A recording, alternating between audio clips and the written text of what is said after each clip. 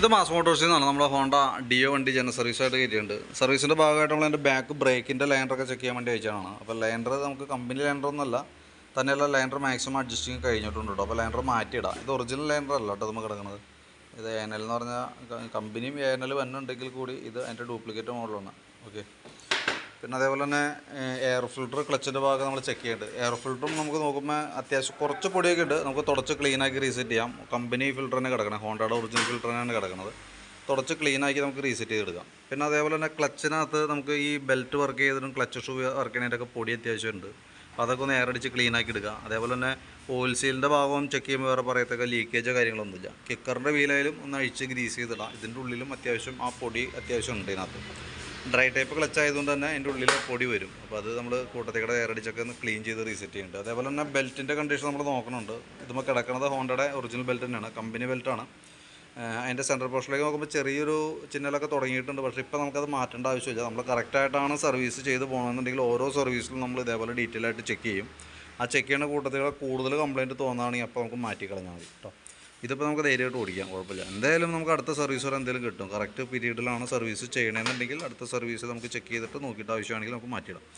Variator body, boss drive, roller അടങ്ങുന്ന യൂണിറ്റാണത്. അതിൻ്റെ ആയാലും തേയ്മാന കാര്യങ്ങളൊക്കെ നോർമലാണ്, വേറെ പ്രോബ്ലം ഒന്നുമില്ല. ബെൻഡെക്സ് യൂണിറ്റിൻ്റെ പെർഫോമൻസ് ചെക്ക് ചെയ്യുമ്പോഴും അത് ഓക്കെ ആയിട്ടാണ് കാണിക്കുന്നത്.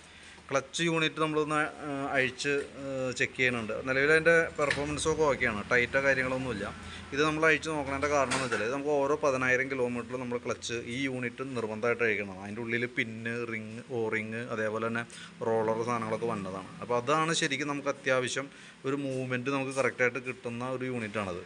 അപ്പോൾ അത് നമുക്ക് അതിൻ്റെ ഉള്ളിൽ ശരിക്കും ഗ്രീസിങ് ആണ് ചെയ്യേണ്ടത്. അത് നമുക്ക് ഓരോ 10,000 കിലോമീറ്റർ അല്ലെങ്കിൽ ഒരു വർഷത്തിലൊരിക്കൽ നമ്മൾ ചെയ്യേണ്ടതാണ്. ഇപ്പോൾ അതിൻ്റെ പെർഫോമൻസ് ചെക്ക് ചെയ്യുമ്പോൾ ഓക്കെയാണ്. അപ്പോൾ അതുകൊണ്ട് വേറെ പ്രോബ്ലം ഇല്ല. പിന്നെ അതേപോലെ തന്നെ ക്ലച്ച് ഔട്ടർ യൂണിറ്റ് ആയാലും അത്യാവശ്യം നല്ല തന്നെയാണ്. നമുക്കൊന്ന് വാട്ടർ പേപ്പർ കിട്ടുന്ന പിടിച്ച് ക്ലീനാക്കി റീസെറ്റ് ചെയ്താൽ മതി.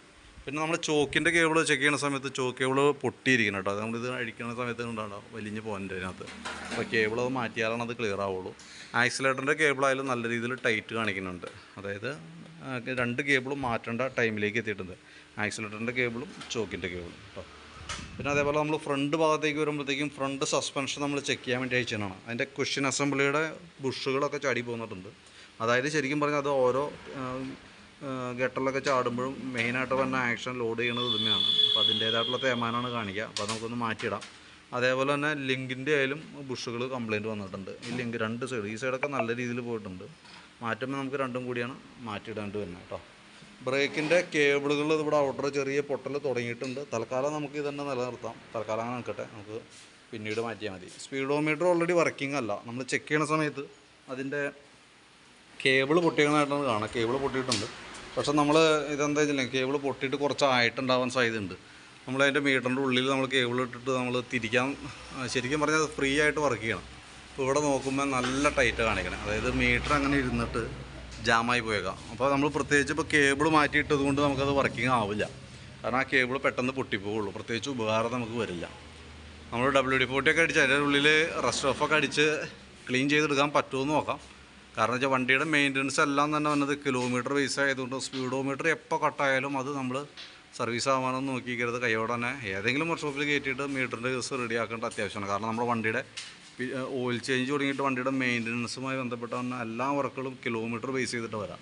അപ്പോൾ അതുകൊണ്ട് നമ്മൾ അത്രയും കാര്യമായിട്ട് തന്നെ നമുക്ക് കിലോമീറ്റർ വർക്കിംഗ് ആണ് എന്നുള്ളത് കറക്റ്റായിട്ട് കൺഫേം ചെയ്യേണ്ടത് അത്യാവശ്യമാണ്.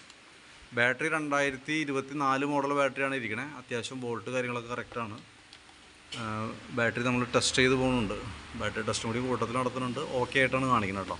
ഇരിക്കുന്ന ബാറ്ററി ആമറോണിൻ്റെ ബാറ്ററിയാണ് 2024 മോഡൽ. പിന്നെ ഈ ഭാഗത്തേക്ക് വരുമ്പോഴത്തേക്ക് നമുക്ക് അതിൻ്റെ സ്പാർക്ക് പ്ലഗും കൂടി നമ്മൾ അഴിച്ച് ക്ലീൻ ചെയ്യാനുണ്ട്. എയർ ഫിൽറ്ററും പ്ലഗും കൂടി ഒപ്പമാണ് മാറ്റേണ്ടത്. എയർ ഫിൽറ്ററിനും പ്ലഗിനും പറയുന്ന ലൈഫ് എന്ന് പറഞ്ഞാൽ 10,000 കിലോമീറ്ററാണ് കേട്ടോ.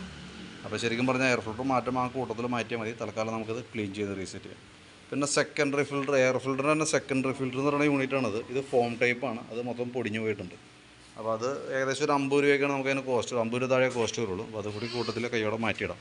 പിന്നെ ഉള്ളത് എഞ്ചിൻ ഓയിലാണ്. എഞ്ചിൻ ഓയിൽ മാറുന്നുണ്ട്. അപ്പോൾ നിലവിൽ നമുക്ക് സർവീസ് സംബന്ധമായിട്ടുള്ള വർക്കാണ് നിലവിലുള്ളത്. അത് കൂടാതെ കൊണ്ട് നമുക്ക് വന്നേക്കുന്നത് accelerator കേബിളും chalk കേബിളും മാറ്റാമെന്നുള്ളതാണ്.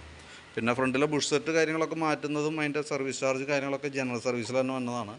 Accelerator cable chalk കേബിളൊക്കെ മാറുന്നതിൻ്റെ മാത്രമാണ് അഡീഷണൽ നമുക്ക് വരുള്ളൂ. അപ്പോൾ നിലവിൽ ഈ പറഞ്ഞിരിക്കുന്ന ഭാഗങ്ങൾ ഉൾപ്പെടുത്തി ആക്സിലേറ്റർ കേബിൾ, ചോക്ക് കേബിൾ, ഫ്രണ്ടിലെ ബുഷുകൾ, അതേപോലെ തന്നെ ബാക്കിലെ ബ്രേക്ക് ലൈൻഡർ, എഞ്ചിൻ ഓയിൽ, ഇതെല്ലാം ഉൾപ്പെടുത്തിക്കൊണ്ട് ഒരു എസ്റ്റിമേറ്റ് തയ്യാറാക്കിയിട്ട് അതിൻ്റെ ഡീറ്റെയിൽസ് വാട്സാപ്പിലേക്ക് സെൻഡ് ചെയ്തിടാം. അപ്രോക്സിമേറ്റ് നമുക്ക് എത്ര വരുമെന്നൊരു ധാരണ വേണമല്ലോ, അതിന് വേണ്ടിയിട്ടാണ്. അപ്പോൾ നോക്കിയിട്ട് അതിൻ്റെ ഡീറ്റെയിൽസ് ഇടാം. അപ്പോൾ നോക്കി കണ്ടുകഴിയുമ്പോൾ ഒന്ന് റിപ്ലൈ ഇടാം. പിന്നെ നമുക്കതിൻ്റെ നമ്മുടെ ഈ പാർട്സിൻ്റെ കാറ്റലോഗ് ഓൾറെഡി വാട്സാപ്പിനകത്ത് ഇൻക്ലൂഡാണ്. ഞാൻ എൻ്റെ ലിങ്കിനകത്ത് ഇട്ടേക്കാം. അതിനകത്ത് കയറി നോക്കിയാൽ നമുക്ക് പാർട്സുകളുടെ റേറ്റും അത് മാറ്റേണ്ടി വരുമ്പോൾ പറ്റുന്ന ലേബർ കോസ്റ്റും കാര്യങ്ങളൊക്കെ അതിനകത്ത് തന്നെ ഡിസ്പ്ലേ ചെയ്തിട്ടുണ്ട്. അപ്പോൾ അതിനകത്ത് നോക്കിക്കഴിഞ്ഞാൽ അറിയാം പാർട്സുകളുടെ ആയാലും അതേപോലെ തന്നെ ലേബർ ചാർജസ് ആയാലും സ്പെഷ്യൽ സർവീസുകളായാലും എല്ലാം അതിനകത്ത് ആഡ് ചെയ്തിട്ടുണ്ട്. അപ്പോൾ അത് നോക്കിക്കഴിഞ്ഞാൽ കൃത്യമായിട്ട് നമുക്ക് അറിയാനും സാധിക്കും കേട്ടോ.